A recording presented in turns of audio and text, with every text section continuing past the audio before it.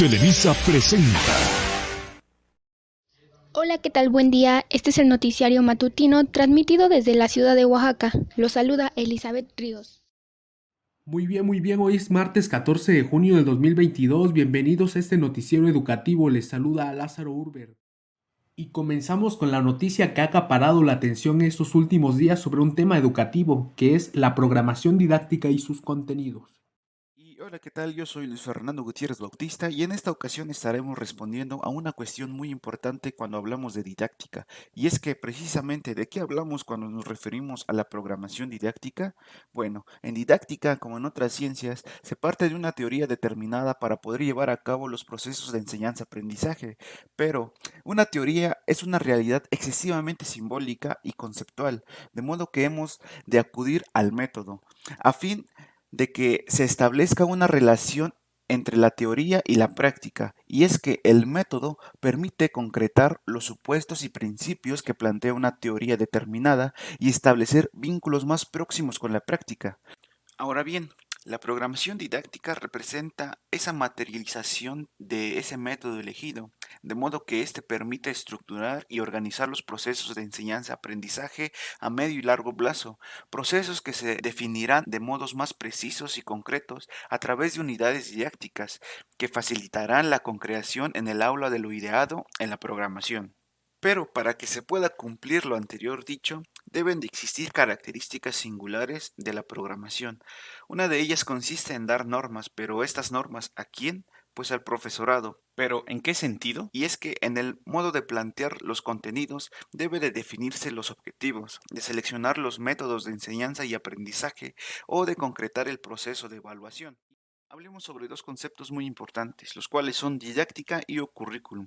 Y es que es necesario que los estudiantes que se incorporan a los estudios del grado de maestro sepan distinguir y delimitar la naturaleza de estos dos términos. Por ejemplo, afirma Pérez Ferra que la didáctica, tal como ha sido utilizada en la tradición centroeuropea, se ha ocupado de la creación de medios y cualificación de recursos de tal manera que la relación entre contenido, alumnado y docente pudiera establecerse de modo racional. Y es que el currículum, desde su variante anglosajona, pretende establecer una estructura coherente de sus elementos sustantivos, a fin de establecer la organización de los medios de acceso al conocimiento, en función de la naturaleza de la institución educativa y de los principios psicopedagógicos a utilizar.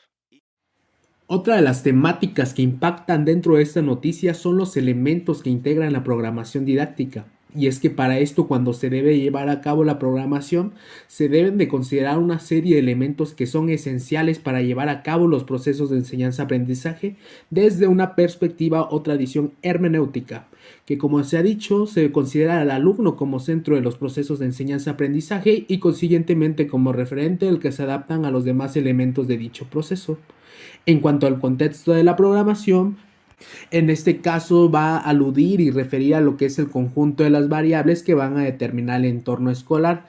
En otras palabras, todos los elementos que influyen en el diseño e implantación de la programación didáctica. Y es que además el análisis que va a hacer el profesor o profesora en cuanto al contexto lo va a hacer en base a lo que es el conocimiento de la realidad socioeconómica y cultural del entorno, en el que se halla el centro, como lo son los servicios sociales, los movimientos culturales, deportivos, la población originaria, entre otros, que por otra parte el docente va a analizar el alumnado desde el centro, el nivel académico de los escolares, la dispersión de domicilios respecto al centro, el nivel de cultura de las familias y alumnado con necesidades académicas, entre otras, mientras que por otra parte la realidad del centro escolar se consideran aspectos como lo que es la ubicación física, la situación administrativa, especialización de profesorado, edificios, espacios, entre otros.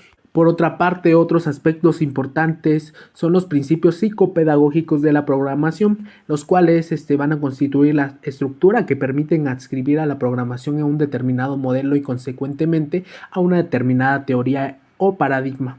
Mientras tanto uno de los modelos más adecuados y que representan para formar parte del modelo socioconstructivista es ese modelo que va a incidir en el desarrollo del aprendizaje humano como resultado de un proceso de construcción en el que van a converger capacidades mentales que actúan sobre un conjunto de experiencias y generan aprendizaje significativo. Hasta acá mi reporte. Mientras tanto, continuamos con los contenidos, área de conocimiento y bloques de contenido. Es por ello que los contenidos tienen una relación muy estrecha con los objetivos, ya que son instrumentos para alcanzar las capacidades propuestas por estos, y se entiende por áreas de conocimiento a una agrupación de contenidos pertenecientes a una misma disciplina o disciplinas afines, mientras que los bloques de contenidos están integrados por conocimiento de una misma área de ámbito similar. A partir de las áreas de contenido y mediante procesos metodológicos, se adquieren aprendizajes de conceptos, procedimientos y se desarrollan las actitudes.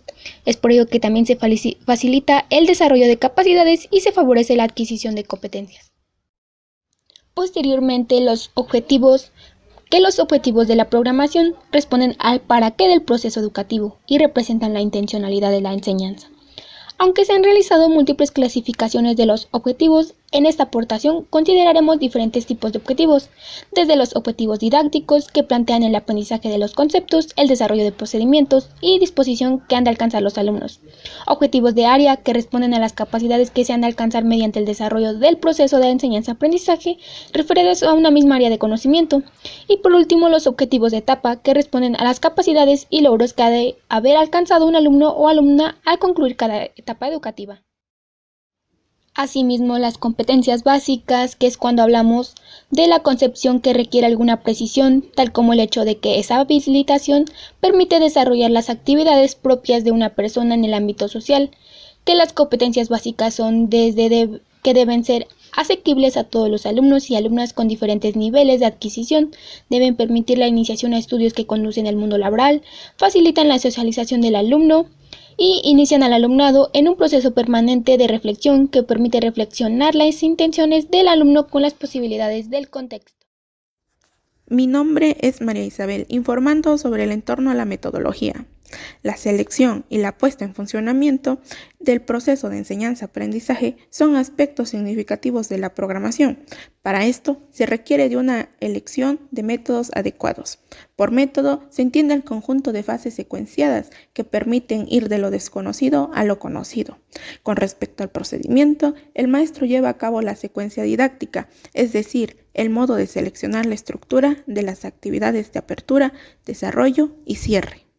Los materiales y recursos. También se les conoce como materiales didácticos, los cuales permiten facilitar el desarrollo del proceso de enseñanza-aprendizaje.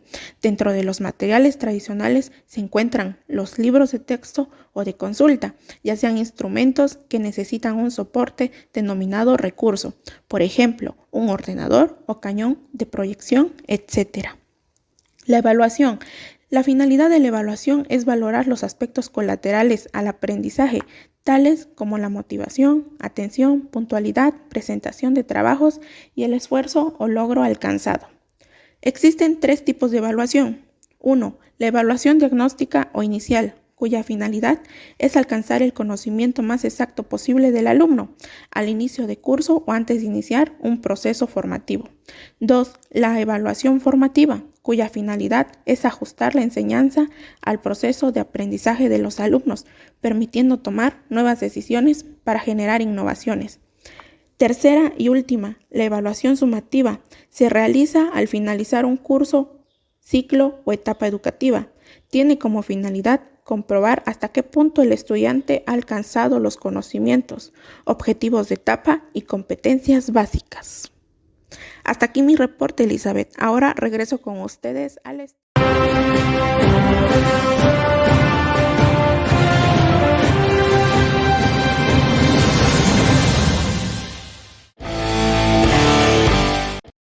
Urwet nos da un consejo. Cuando critiques a un docente, procura gritar, ya que nos cuesta trabajo escuchar desde la cima del éxito.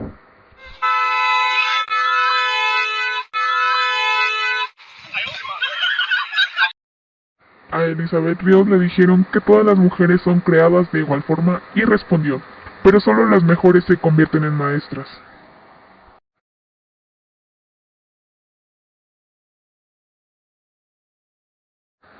Luis Fernando no sabe si necesita un abrazo, 2 cafés o 3 semanas de sueño.